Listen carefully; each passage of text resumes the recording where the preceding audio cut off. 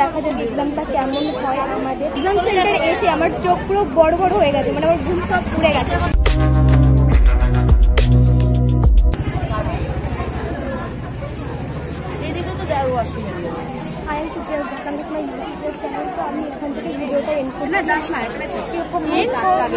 এখান থেকে আমি ভিডিওটা অন করছি, ভীষণ বিকট লাগবে সবার সামনে।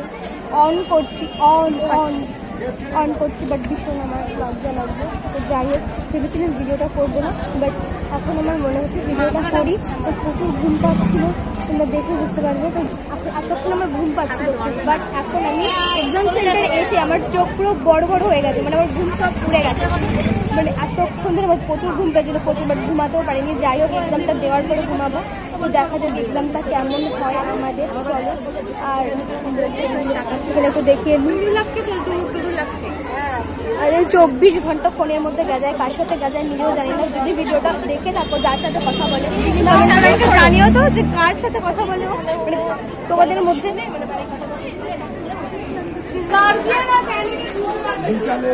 আমাকে ধরে ধরে নিয়ে যাচ্ছে আমার বান্ধবী, বাচ্চা মেয়ে।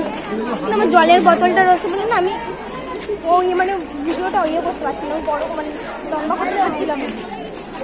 একটু ভুক লাগলো, আমরা যাই পরীক্ষা দিয়ে আসি, দেখি পরীক্ষা কেমন হয় আমাদের। দেখি আমাদের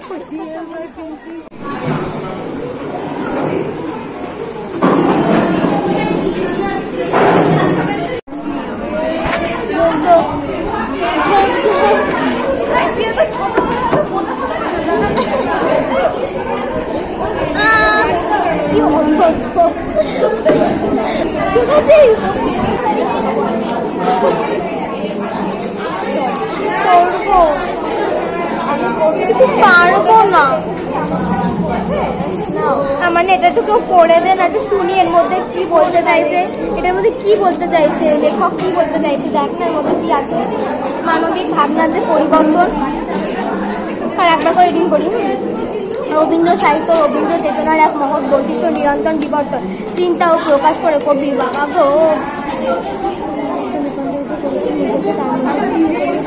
জায়গা করে নিয়েছে আমাদের সুতৃষ্ণা লজেস দিয়েছে।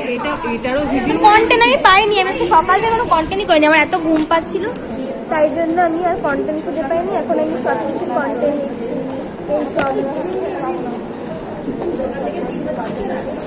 কথা বলতে আজকে আমরা এক্সাম নিয়ে টেনশনে ছিলাম, বাট আজকে এক্সাম মানে কোয়েশ্চেন টাফ এসছে, মানে ঘুরিয়ে ঘুরিয়ে কাছে এসে।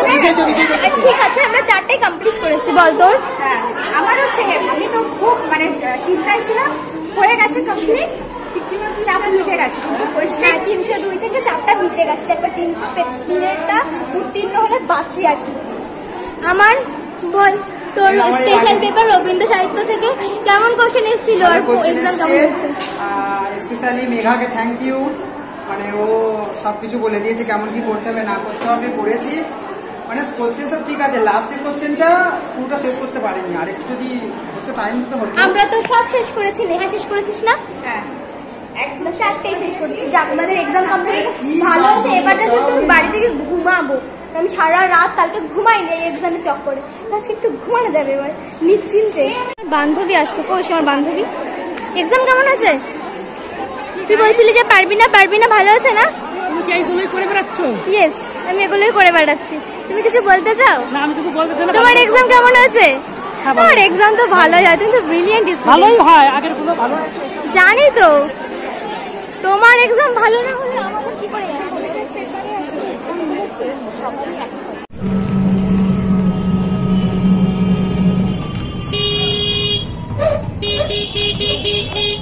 আমি বাড়ি চলে এসেছি, আর হচ্ছে এত গরম যে ভিডিও আমি করতে পারিনি।